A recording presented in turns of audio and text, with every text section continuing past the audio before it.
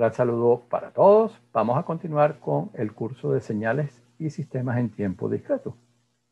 Y en este video, de manera particular, vamos a considerar un nuevo modelo matemático de los sistemas lineales e invariantes en el tiempo discreto. Este modelo es la función de transferencia. Nosotros ya hemos caracterizado los sistemas discretos mediante otros modelos matemáticos de representación, por ejemplo, la respuesta al impulso, h de n, la ecuación en diferencias, la función de respuesta en frecuencia, h de la j teta, y ahora estamos interesados en el modelo matemático función de transferencia, ¿no? Que vamos a denotar por h de z, siendo z aquí la variable compleja de la transformada z. Estos dos primeros describen el sistema en el dominio del tiempo, que hemos identificado con la variable entera n. Este lo hace en el dominio de la frecuencia digital teta. Este lo va a hacer en el dominio que llamamos transformado, porque utiliza la transformada z, ¿no? Z, una variable compleja. También vamos a estar interesados en hallar las relaciones entre estos distintos modelos de representación.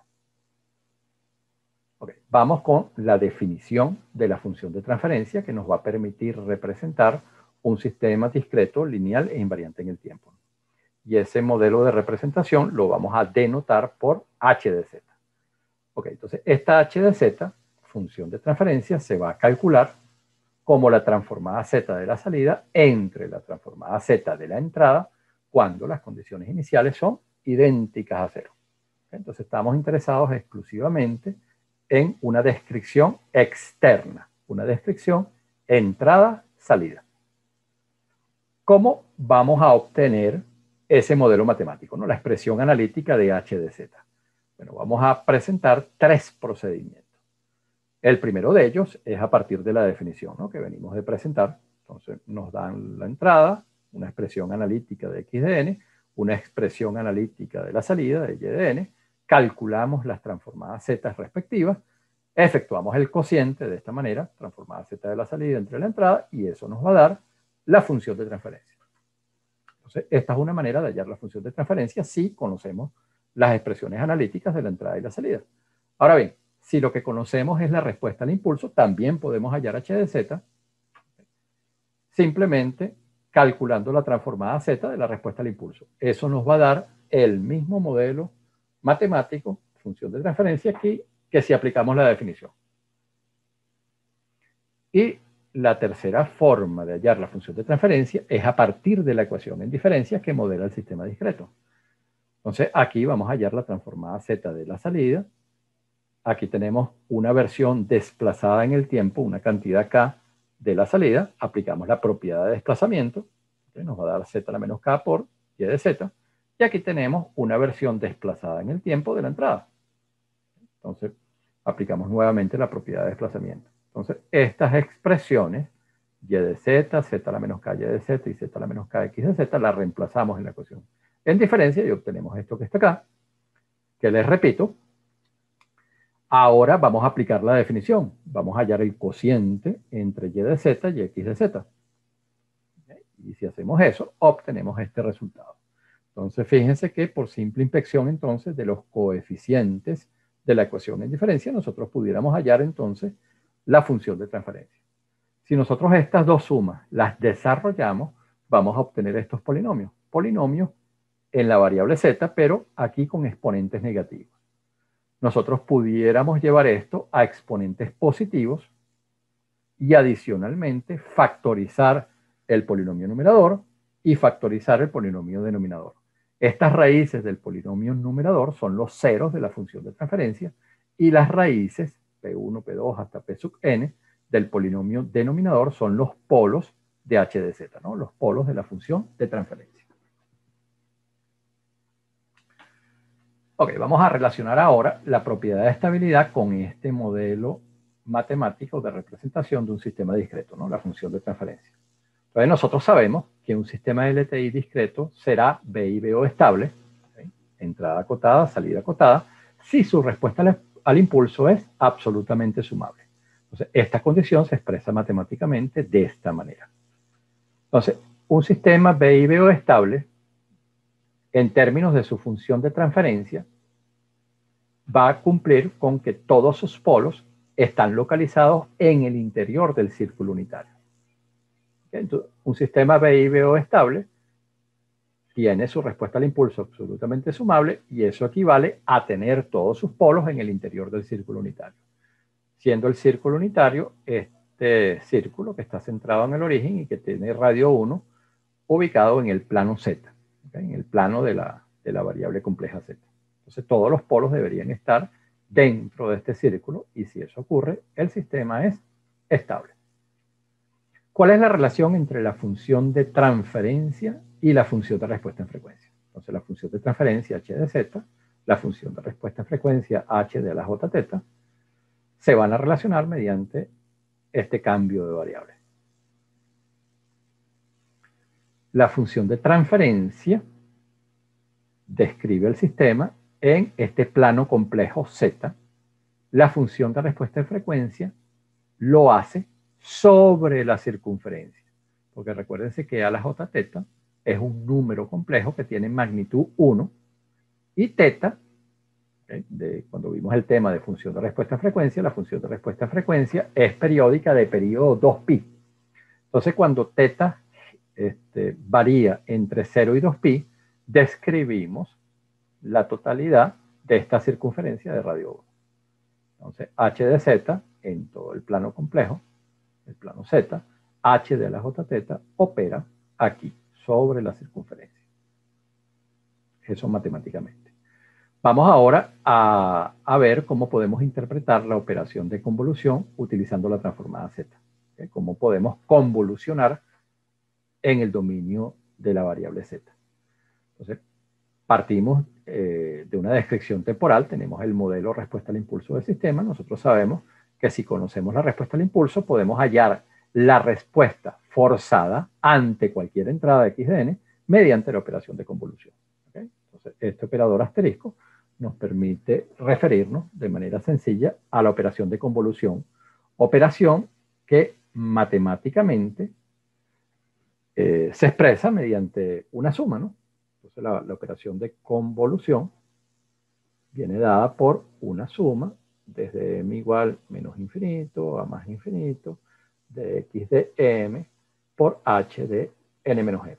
¿Okay? Aquí m es una variable auxiliar, n denota el tiempo. Entonces, esta operación puede ser complicada de realizar. En el dominio transformado, en el dominio de la variable compleja z, se simplifica. Y para hallarlo, nosotros calculamos entonces la transformada z de la entrada, hallamos la función de transferencia, calculando la transformada z de h de n, y en el video 28, el video de propiedades de la transformada z, la operación de convolución se convierte en un producto de transformada. Entonces, mediante la transformada z inversa, nosotros podríamos calcular la respuesta forzada.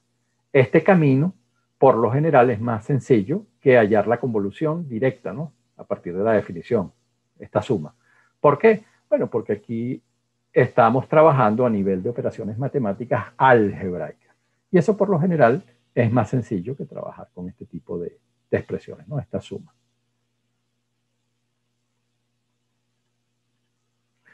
Ok, vamos con un primer ejemplo donde vamos a mostrar cómo se calcula la función de transferencia a partir de la definición. Entonces tenemos nuestro sistema LTI discreto, le aplicamos una entrada, una rampa. La respuesta, vamos a suponer que es del tipo exponencial. Entonces si queremos hallar la función de transferencia, calculamos la transformada z de la entrada. ¿Okay? Aquí tenemos la transformada z de la rampa, la transformada z aquí de la exponencial de salida, y efectuamos el cociente, ¿no? Y de z entre x de z. Luego de manipular algebraicamente, obtenemos esta expresión. Entonces, aquí tendríamos la función de transferencia del sistema discreto, ¿okay? Que está describiendo el sistema en el dominio de la variable z. Otro ejemplo. Ahora vamos a mostrar cómo calcular la función de transferencia a partir de la respuesta al impulso. Entonces, en este caso, vamos a suponer que tenemos primero un sistema LTI discreto que está modelado por esta respuesta al impulso. La función de transferencia, bueno, es simplemente la transformada z de h de n. Es esto que está acá. Esta es la transformada z de esta exponencial real. Si nos preguntan sobre la estabilidad, bueno, para que este sistema sea estable, el polo debería estar en el interior del círculo unitario y para eso A debería ser en módulo menor que 1. Un segundo caso, aquí nos dan un sistema LTI discreto modelado por esta respuesta al impulso. Si hallamos su transformada Z, tenemos entonces su función de transferencia. En exponentes negativos, multiplicando y dividiendo por Z a la 8, la podemos expresar de esta manera. Entonces fíjense que en este caso esto ya es estable porque tenemos los 8 polos en el origen, en Z igual a 0. Eso es un indicativo de estabilidad. Y del lado temporal, bueno, esta es una respuesta al impulso finita, que también es estable. Entonces, ya sea en el tiempo, ya sea en el dominio transformado, podemos interpretar la estabilidad de un sistema discreto. Aquí los ceros y los polos, podemos representarlos. Fíjense que tenemos 8 polos sobre la circunferencia unitaria, espaciados a intervalos aquí de pi cuarto radianes, ¿okay? 45 grados. Y los 8 polos en el origen, ¿okay? Ratificándonos que el sistema descrito por esta función de transferencia es estable. A continuación, vamos a considerar otro ejemplo donde mostraremos cómo calcular la función de transferencia a partir de la ecuación en diferencia. O sea, vamos a suponer que tenemos nuestro sistema LTI discreto ahora modelado por esta ecuación en diferencia de la expresión que se dedujo previamente.